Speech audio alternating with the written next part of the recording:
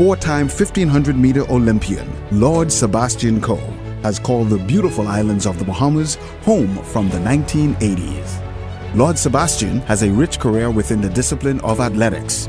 He is the force behind successfully securing the bid to host the 2012 Summer Olympics in London, while spearheading the London Organizing Committee for the Olympic Games. Meanwhile, from 2007 to 2015, Lord Sebastian has held the position as President and Vice President of the International Association of Athletics Foundation, the IAAF. During the opening of the NACAC office in Nassau, Bahamas, Bahamas Athletics had an exclusive conversation with Lord Sebastian.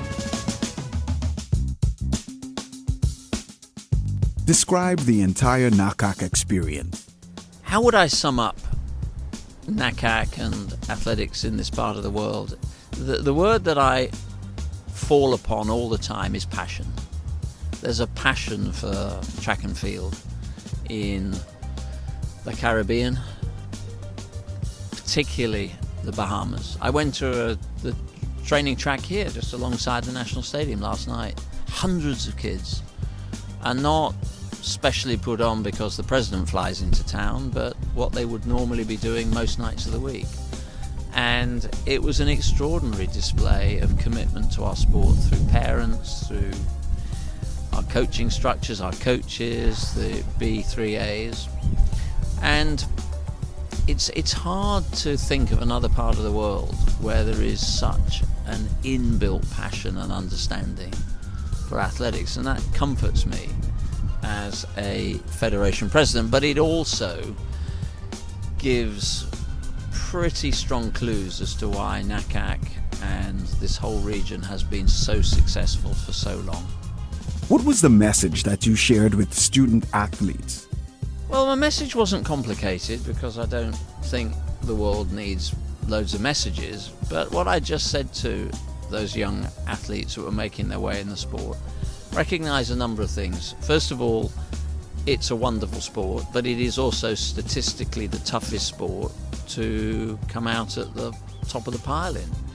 You know, there are only two global sports in the world: football and track and field. Tennis occasionally gets close to it. And, you know, in the World Championships in Doha, over 60 countries won medals. You tell me another sport that can define itself as global as athletics. There's no other sport that wins 60 medals in its World Championships. Most sports are settled at the highest level between 6 or 7 countries. And we've got over 200 countries. The second thing I said to them is, look, you know, this is a long apprenticeship. Nothing good in athletics happens overnight. Find a coach, trust the coach, stick with the coach, listen to what the coach says, and they will steer you through some of the difficult years that lie ahead.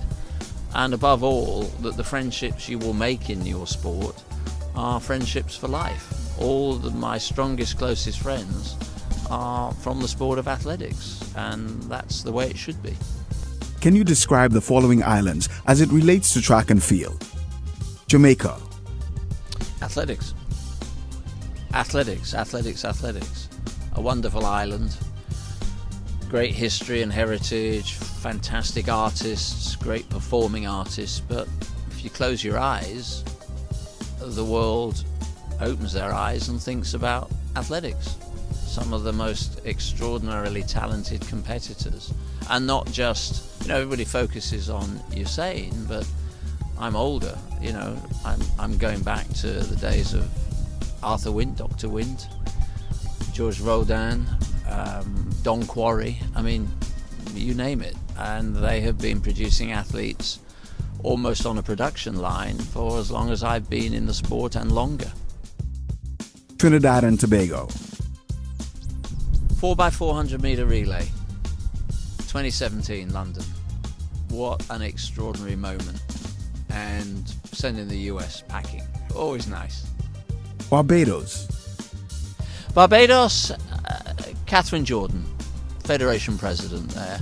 One of my closest friends now through the sport, and somebody that I take a lot of advice and listen to very, very closely, in a beautiful island.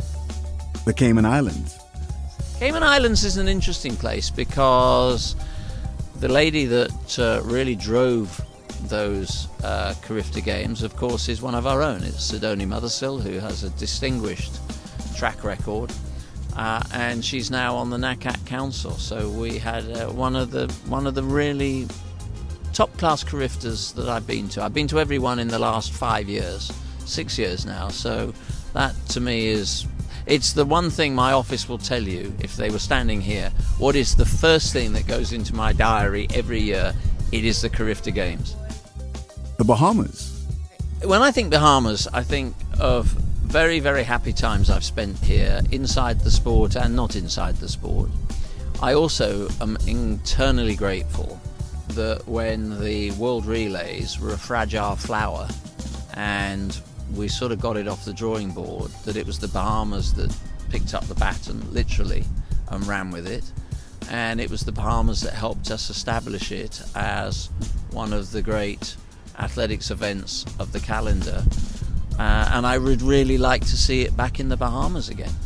What is your message to the new NACAC office? It was really to do more of the same.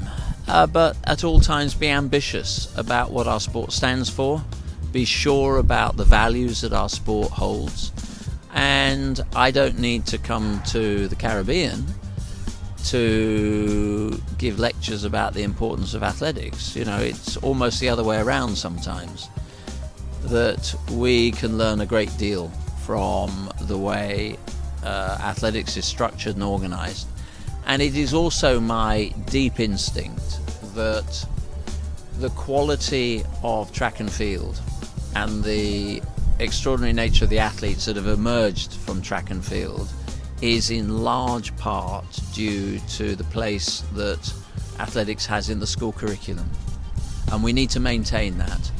And the way athletics is treated exceptionally and seriously in school is the envy of many continental associations around the world who look at the structures and the school competition, the inter-school competition, realise that it's not a coincidence that you consistently go on producing great athletes, because they're often identified and nurtured from school onwards. What advice would you give to Mike Sands and the new NACAC president? Look, Mike has a great advantage. He competed at the highest level, he understands the sport and he's passionate about the sport. And I said, Mike, you know, when we get into these positions, just back your own instincts, be your own person. Listen, consult, communicate, make sure that you really are understanding and listening to what people and federations are saying to you. But ultimately, be your own person and lead by instinct. Lead. It's not it's not management 101. It's not, we're not, MBA, management graduates. We're actually in sport because we love sport. But my instinct is that if you lead by example, then a lot of good things will happen. There you have it, Lord Sebastian, the Olympian, the trailblazer, the fan, as he shares his passion for the discipline of athletics. Bahamas Athletics is proudly sponsored by T-Bird Flyers. Quitting is not an option. Established in 1983. Redline Athletics. Champions are not born, they are made.